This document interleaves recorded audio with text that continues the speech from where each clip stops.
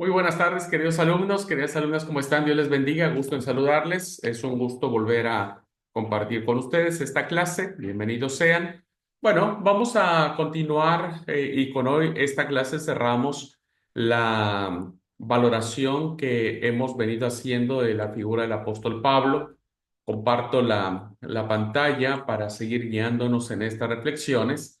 Y bueno, como hemos visto, es una figura sumamente importante, es una figura controversial, es una figura que cambia un hito, marca un hito, es un personaje que fue usado por el Espíritu Santo para poder entender y comprender la magnitud de esta situación. Así que bueno, hoy vamos a terminar esta idea. Y en primer lugar, respecto de los aportes paulinos, ¿qué aportes da el apóstol Pablo a la fe cristiana? En primer lugar, podemos decir que solo por la obra de Pablo, la misión cristiana entre los gentiles, que ya existía antes de Pablo y al mismo tiempo que él, es decir, él no crea el cristianismo, fue un resonante éxito al contrario de la misión judeo-helénica. Es decir, la misión que algunos cristianos tenían todavía de que los nuevos miembros, los nuevos convertidos, se tuvieran que circuncidar, pues fue perdiendo fuerza, no tuvo el éxito que se hubiese querido tener. Sin en cambio, la proclamación de la buena noticia del apóstol Pablo, que no incluía, ¿no es cierto?, el seguimiento de los ritos judaicos, evidentemente tuvo mayor éxito porque habló acerca de la universalidad de la salvación, donde la circuncisión es nada y la incircuncisión es nada. Por eso fue mucho más exitosa la labor entre los gentiles que los judeo-cristianos que todavía insistían en que debían judaizarse. El segundo aporte es que solo por la obra de Pablo encontró la misión un nuevo lenguaje vigoroso y genuino, de poder inmediato y de apasionada fuerza afectiva. Las cartas paulinas tienen esta impronta, ¿no?, que se manifiestan en el género literario en que se escriben, una impronta de fuerza, de ternura, de oración, de pedido, de transparencia, de poder reflejarse el apóstol Pablo a sí mismo con todas sus falencias, con sus virtudes. Son cartas donde imprime un lenguaje de gracia, de salvación, un lenguaje de valores éticos del reino y evidentemente ese lenguaje ha perdurado hasta nuestros días. El tercer aporte que tenemos del apóstol Pablo es que solo por la obra de él, la comunidad de judíos palestinos y helenistas se transformó en una comunidad de judíos y gentiles. Fue una comunidad en donde evidentemente la fe proclamada por el apóstol Pablo no fundada por el apóstol Pablo, sino proclamada por el apóstol Pablo, pues evidentemente propició, ¿verdad?, que se diera esta comunidad en donde judíos y gentiles finalmente eran uno, ¿no? No había dos pueblos, eran uno solo y hubo una comunidad, es decir, un solo cuerpo. Él decía, no hay libre ni esclavo, no hay judío ni gentil, ¿no? No hay hombre ni mujer, todos somos uno en Cristo Jesús. Así que este llamado a la unidad de Pablo, derribando toda frontera de cuestiones étnicas, religiosas, sociales, culturales e incluso sexuales, porque recordemos que la circuncisión tenía un efecto sexual, ¿no es cierto? Estaba vinculada a un órgano sexual masculino y evidentemente eso a los gentiles, como no tenían esa circuncisión, pues también se rompe esta frontera. El cuarto aporte que el apóstol Pablo da es que por obra de Pablo, esta pasó a ser finalmente la pequeña secta judía, de una pequeña secta judía, perdón, a una religión universal, en la que Oriente y Occidente se unieron más íntimamente que incluso bajo el imperio de Alejandro Magno, Alejandro el Grande, cuando hace el gran imperio griego, ¿verdad? Bueno, Pablo logró lo que no logró Carlomagno o Alejandro Magno, ni siquiera los emperadores romanos. Unió, ¿no es cierto?, a través de su literatura, de su pensamiento, de su proclama teológica, a una religión donde todos éramos parte, ¿verdad? Donde todos tenemos, no por obras para que nadie se gloríe, porque la salvación es un regalo de Dios.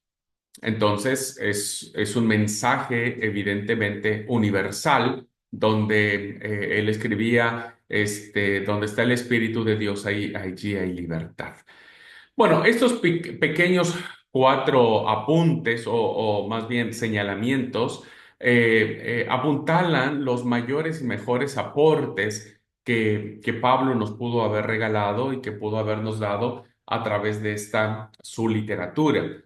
Y que por eso, insisto, es muy importante que nosotros la conozcamos e incluso la leamos para que sepamos de qué trata cada uno de ellos.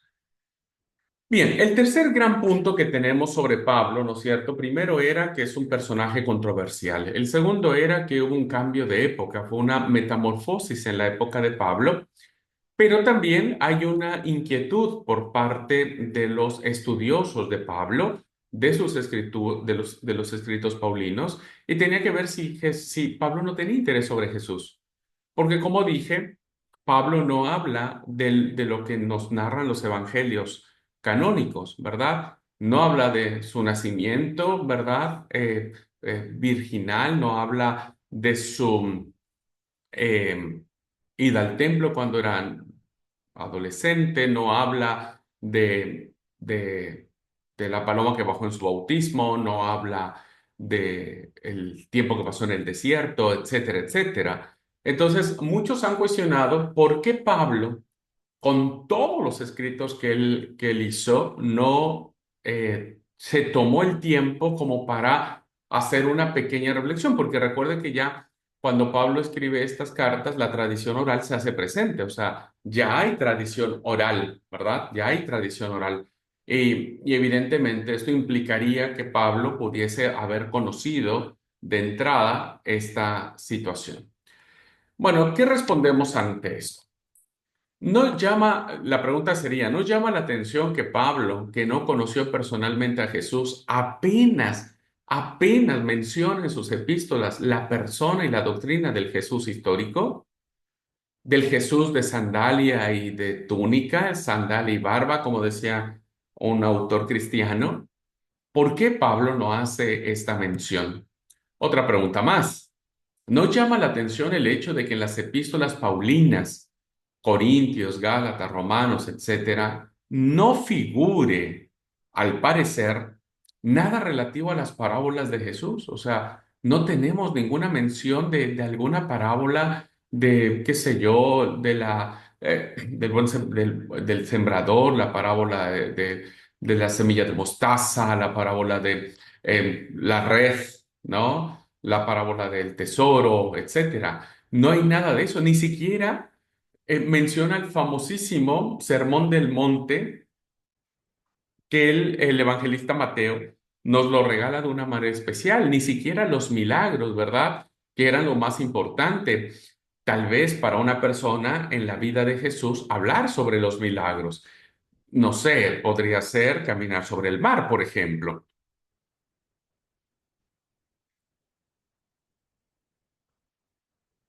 Ni siquiera el contenido del mensaje jesuánico, es decir, todo lo que Jesús pudo haber dicho en estos 3 años. El Evangelio de Juan nos dijo que si se escribieran todas las cosas que el Señor Jesús tuvo que decir, o dijo, perdón, no cabrían los libros. Bueno, al parecer esos mensajes que aparecen en los evangelios canónicos, Mateo, Marcos, Lucas, Juan, no reflejan en las cartas paulinas, pues el mensaje del Jesús histórico. De ahí la interrogante de este apartado que es, ¿no tuvo interés Pablo en Jesús? ¿No le importó? Y de ahí surgen las famosas teorías de que realmente Jesús no existió, ¿verdad? Las famosas teorías hoy actuales dentro de la teología moderna, donde establecen que Jesús solamente fue un mito, que fue una construcción de las comunidades cristianas para fundar su nueva religión, ¿no? Y se basan en esto de que Pablo no habla sobre el Jesús histórico y después tuvieron que escribir sobre este Jesús pensando como si hubiera existido, ¿no? Entonces, Esta es la cuestión.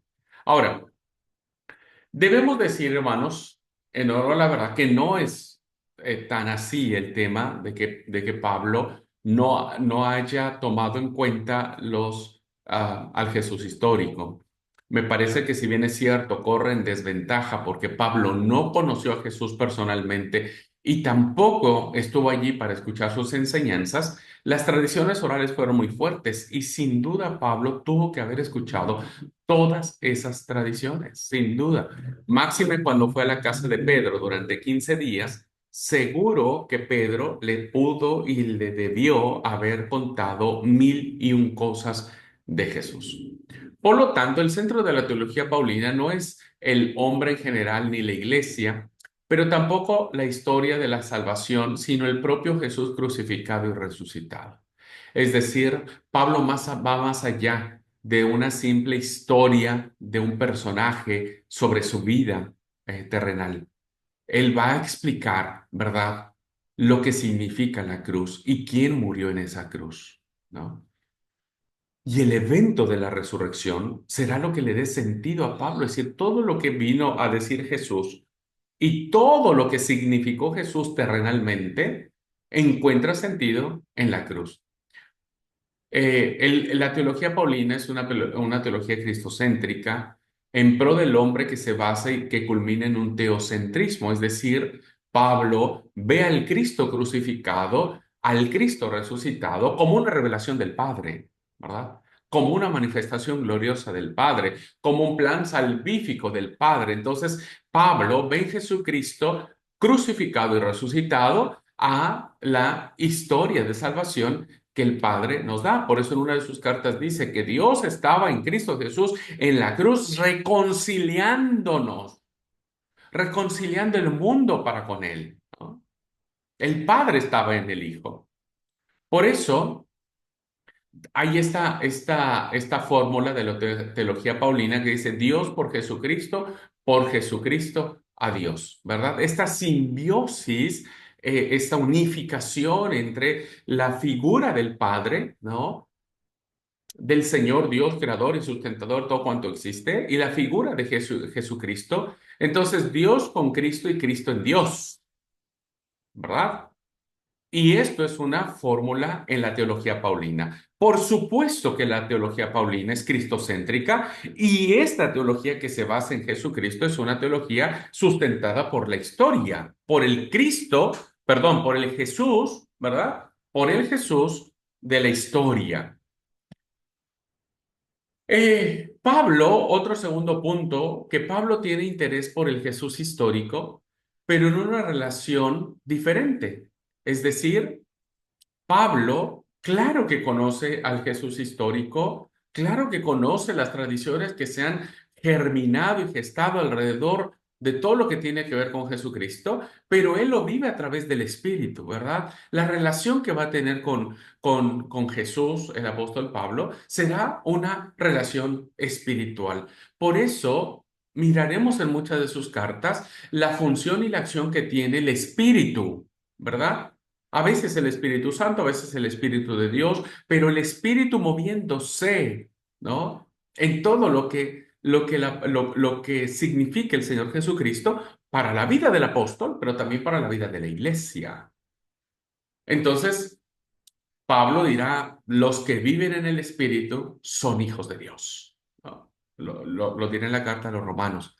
Los que viven en el Espíritu. Si el Espíritu de Dios, el cual resucitó a Jesucristo de entre los muertos, mora en vosotros, entonces vuestros cuerpos también serán vivificados. El Espíritu de Dios. Pablo hace una relación hermosísima, profunda de la figura de Jesucristo, la persona del Señor Jesucristo, pero en este actuar del Espíritu. Entonces, lo que vamos a ver es qué es lo que sí une a Pablo con Jesús. ¿Qué es lo que Pablo, cuando vamos desmenuzando sus cartas, sí nos dice qué relación tiene Pablo con el Señor Jesucristo? Punto uno. Pablo, hermanos, habla del reino de Dios, ¿verdad? Lo mismo que el Señor Jesucristo. Pablo vive en intensa espera de la inminente llegada del reino de Dios, esperado por muchos judíos. Evidentemente, hermanos, en la proclamación del Señor Jesucristo es arrepentidos porque el reino de los cielos está cerca. El Mesías vendrá y establecerá su reino sobre la tierra. Pablo tenía el mismo concepto de reino, ¿no? Él esperaba, como muchos judíos, que el Señor Jesucristo, como Mesías, como Señor y Salvador, pudiera venir al mundo y establecer su reino sobre la tierra. Para Pablo, como lo vamos a ver en la carta a los tesalonicenses, él sabía que Jesús podía venir mañana, o la semana que viene, o a más tardar dentro de 15 días. La inminente llegada del reino también fue lo que Pablo esperaba y que unió con el mensaje de Jesucristo. Concepto 2: el pecado.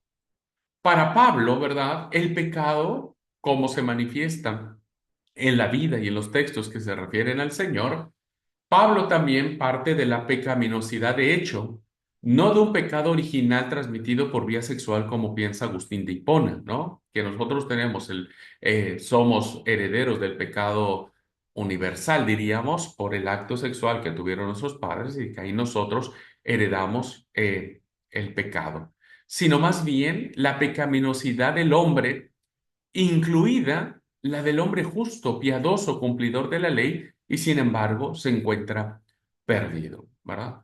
Cristo vino a redimir el concepto de pecado, ¿no? Y el Señor Jesús lo traslada al prójimo. El pecado no es dejar de lavarte 7 veces en los ritos de purificación. El pecado no es ayudar al pobre. El pecado es excluir al indefenso, es oprimir a los débiles.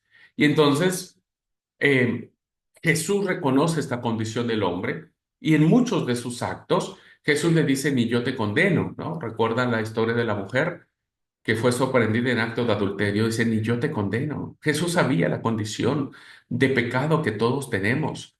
Por eso Juan 3:16 dijo, porque de tal manera amó Dios al mundo para que ha dado su, porque de tal manera amó Dios al mundo que ha dado su Hijo unigénito para que todo aquel que en él cree no se pierda, mas tenga vida eterna. Y el versículo 17 dice, y no penséis que he venido al mundo para condenar al mundo, sino para que el mundo sea salvo por mí.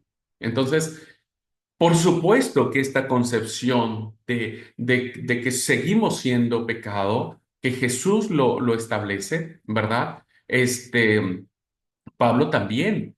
Pablo muchas veces decía, miserable hombre de mí, ¿quién me librará de este cuerpo de muerte? La ley de que obra en mi carne, la ley que todavía batalla con mi carne, con mi carnalidad, a veces gana, ¿verdad? Y termina haciendo lo que no tiene que hacer.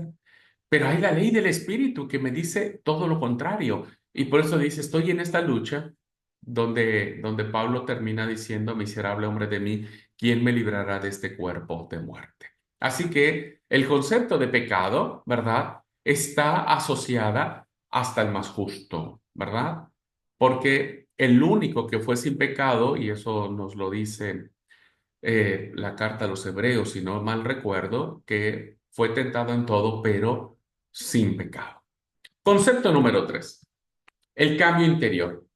También Pablo ve al hombre en crisis, hace un llamamiento a la fe y exige un cambio interior.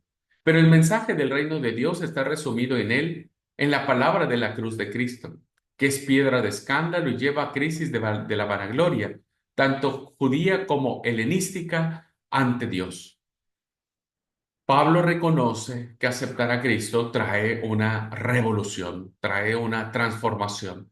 El hombre está en crisis. Sus crisis tienen que ver por los pecados que él mismo realiza. Sus crisis tienen que ver por los pecados o las consecuencias del pecado de las personas que lo rodean. O muchas veces tiene que ver porque Satanás lo termina tentando. Entonces, todos los hombres, todos nosotros, ¿verdad? Tenemos crisis de conciencia, de culpa, de pecado. Y tiene que haber un llamado a la fe, a creer en el Señor, a confiar en Él, a no bajar los brazos, a seguir sosteniéndonos de la mano del Señor. Y eso, hermanos, tiene que evidenciarse en un cambio exterior, tiene que irse en un proceso de construcción, ¿verdad? Pero para muchos, ¿no es cierto? La palabra de la cruz era escándalo. Para muchos, la palabra de la cruz era escándalo. Y, pero la palabra de la cruz es una palabra que transforma, es una palabra que nos lleva a Dios, ¿no? No como un acto de vanagloria, sino como un acto de fe y de transformación interior. Concepto número 4, la revelación. También Pablo recurre a Dios como garante de su actividad. Para él, lo hace a la luz de la cruz y la resurrección de Jesús, en las que para él la acción de Dios, visiblemente un Dios de los vivos y no de los muertos, se ha manifestado definitivamente. Pablo puede ver, ¿verdad?, a Dios obrando en todo esto. Sus cartas siempre inician dándole la gloria a Dios y reconociendo que en Él todas las cosas se cumplen. Pero evidentemente Pablo sabe que la mejor y mayor revelación que se ha tenido en la historia de la salvación es la cruz del Calvario. Y dice Pablo, no, creo que es en la carta a los Colosenses cuando dice, y exhibió públicamente a todo principado, poder y autoridad, ¿no? Y los derrotó en la cruz. Y clavó en la cruz la cédula de los ritos que nos era contraria a nosotros. Eh, y el Señor fue resucitado en gloria. Por eso, la luz de la cruz y la resurrección de Jesús son la acción más contundente, son las acciones más visibles, más amorosas, más tiernas y más salvíficas que Dios el Padre haya podido hacer para cada uno de nosotros. Dios no es un Dios de muertos, no es un Dios que dejó a su Hijo en el Hades para que pudriérase su cuerpo, sino que es un Dios de vivo que lo levantó de entre los muertos para la gloria del Padre. Y ahora esa acción de Dios es una acción que sigue trabajando. El Padre sigue trabajando, sigue llamando a la gente a la conversión. Concepto número 5, que es el universalismo, ¿verdad? Que es uno de los temas más importantes. También Pablo escandalizó a muchos de sus compatriotas, traspasando las fronteras de la ley. Se dirigió de una manera práctica a los pobres, a los extraviados, oprimidos, marginados, a los sin ley, a los transgresores de la ley, manifestando de palabra y obra un universalismo. Lo mismo que hizo el Señor Jesucristo. El Señor Jesús obra a favor de los desposeídos, obra a favor de los extraviados, de los pobres.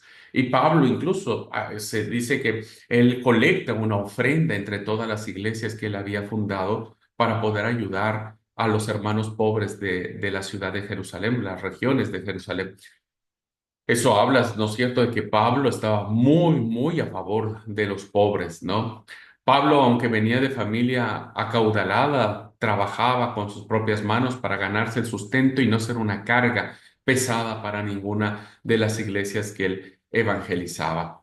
Pablo podía sentarse con hombres poderosos, con hombres sabios, pero también podía tener amigos, ¿no? Amigos que eran ladrones como Onésimo, amigos que eran transgresores de la ley como Onésimo, amigos, ¿no es cierto?, que él podía ver en ellos, no importa su nacionalidad, su trasfondo social, étnico, religioso, ¿no? Incluso de sexo, no importando si es hombre o mujer, él siempre estaba cerca de todos y su mensaje de salvación no fue condicionado.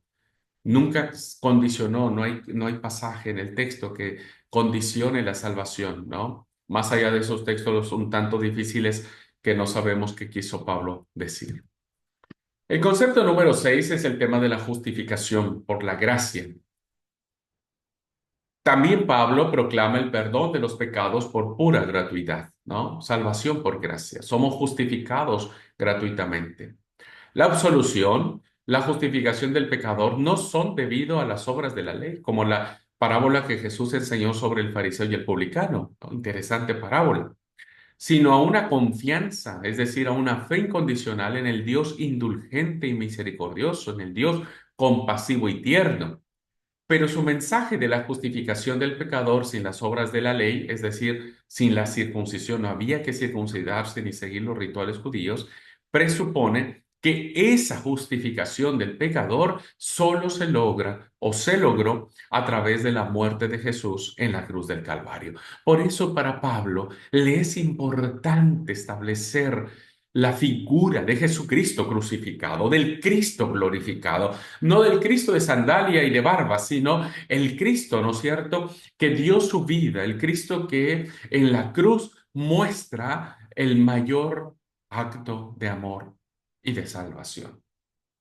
Y por su gracia, nosotros hemos sido salvados, dijo Pablo en la carta a los Efesios. Concepto 7, el concepto del amor. También Pablo predicó el amor a Dios y al prójimo como cumplimiento real de la ley. ¿Qué le dijeron al Señor Jesús? Señor, ¿en qué se resume la ley? En dos: amarás a tu prójimo y amarás a Dios. Bueno, y los puso en práctica con total radicalidad, obedeciendo absolutamente a Dios y viviendo exento de todo egoísmo para el prójimo y también para los enemigos. Pero Pablo reconoció en la muerte de Jesús la más profunda revelación de ese amor por parte de Dios y del propio Jesús, un amor que ahora ha de ser modelo y fundamento del amor del hombre a Dios y al prójimo. Recuerdo mucho los últimos instantes que se cree que Pablo tuvo, ¿no es cierto?, en la segunda carta a Timoteo, donde le pide a Lucas que cuando venga él, perdón, le pide a Timoteo que cuando venga a verlo a él, le traiga el capote, es decir, un tipo, um,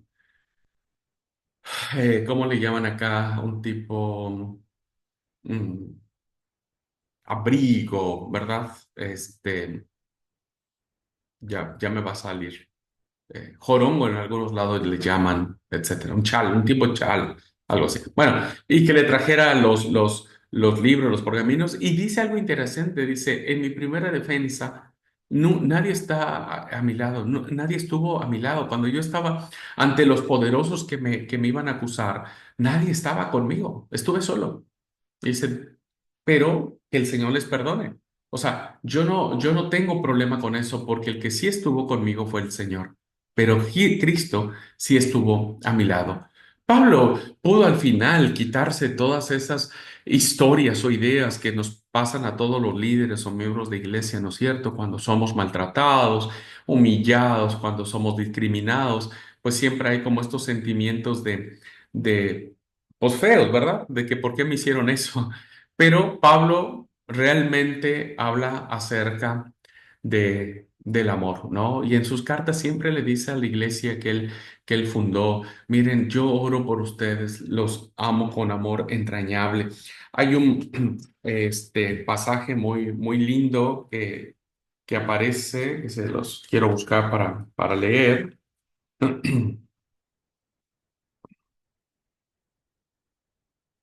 y que está en la carta de Tesalonicenses, dice, primera carta a los Tesalonicenses, capítulo 3 versículo 11 al 13 dice, mas el mismo Dios y Padre nuestro y nuestro Señor Jesucristo dirija nuestro camino a ustedes.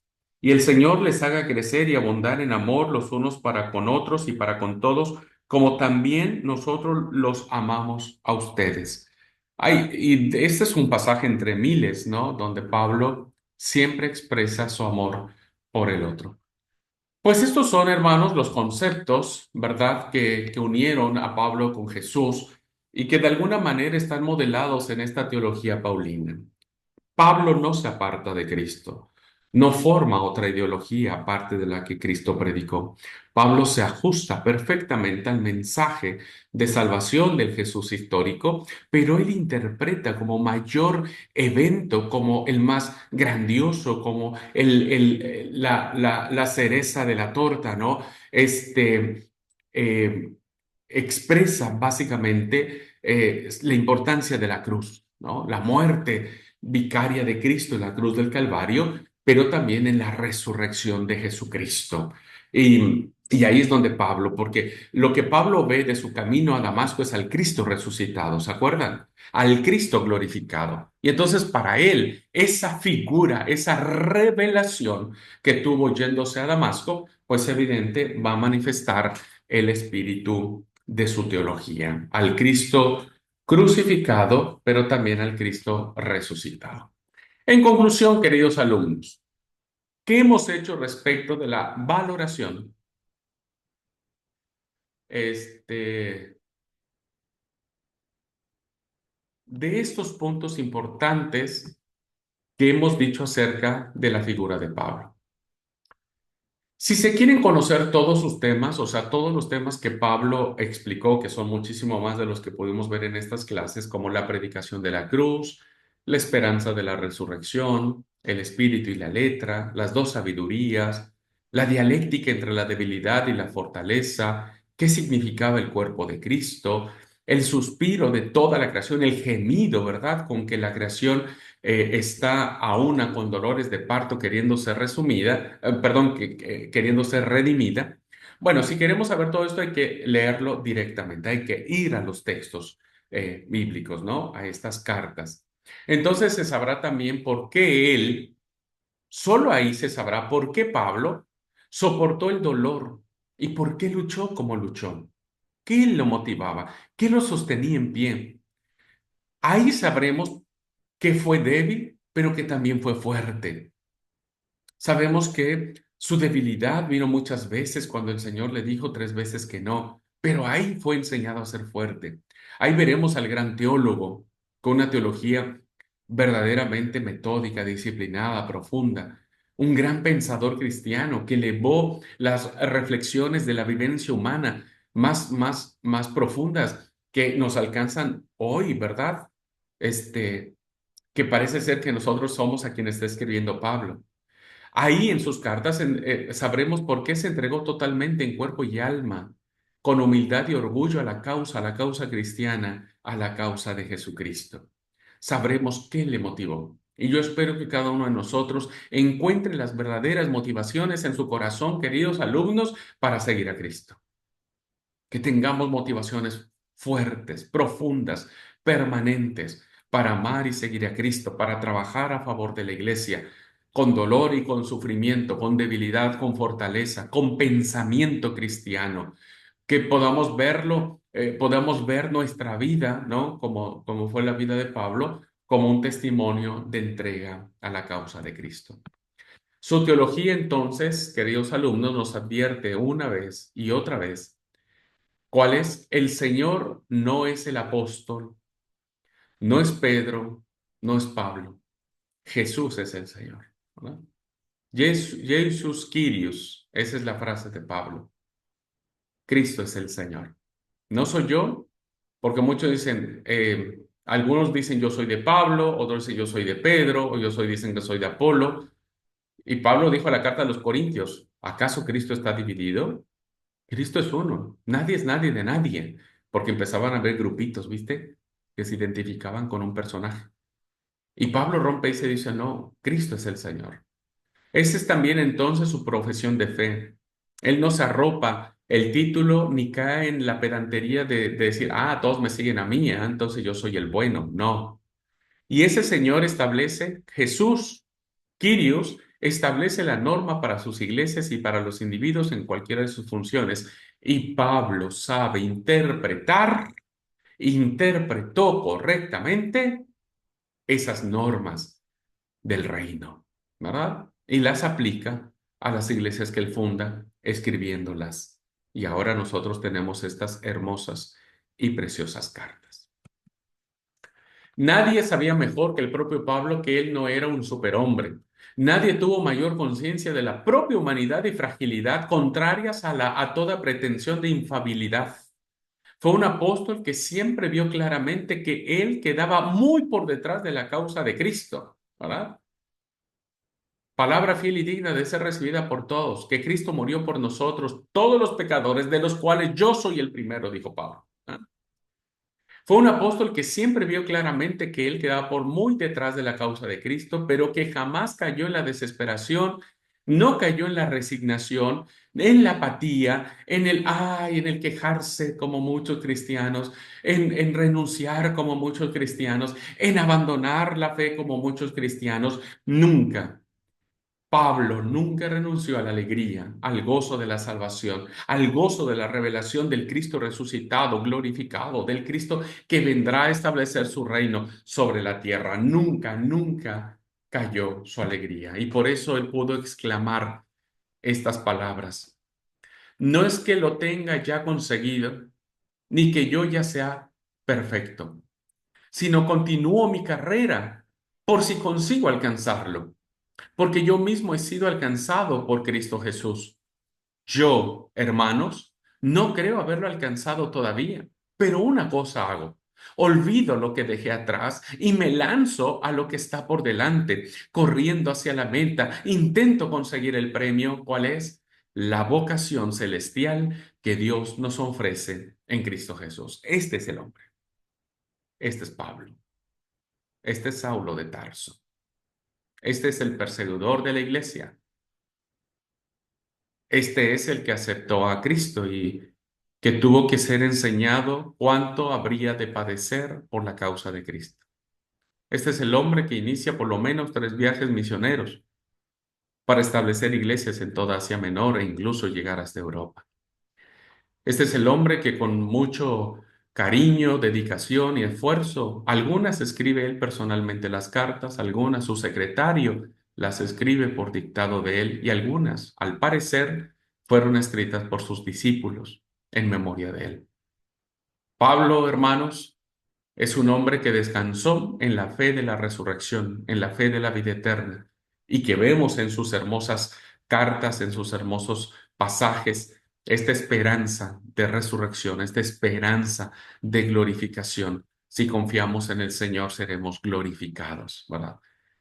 Pablo era un hombre que corría y corría siempre hasta adelante, hacia adelante. Quería alcanzar el premio. Ojalá la vida de Pablo nos inspire a cada uno de nosotros a alcanzar el premio. Bueno, hermanos, voy a subir una lectura a la plataforma para que hagan un reporte de lectura de conocer más a Pablo. Es una lectura muy, muy fácil, muy linda, que espero que la puedan disfrutar y puedan hacer este trabajo de un reporte de lectura. Solo vamos a tener el reporte de lectura y el trabajo final, ¿ok? Y el trabajo final. Muy bien, entonces con esto terminamos esta primera parte, ¿verdad? Que tiene que ver con la unidad temática, la primera unidad temática que era acerca de la valoración de Pablo. Bueno, voy a terminar aquí la grabación para iniciar una nueva y poder ubicarla en la segunda unidad temática.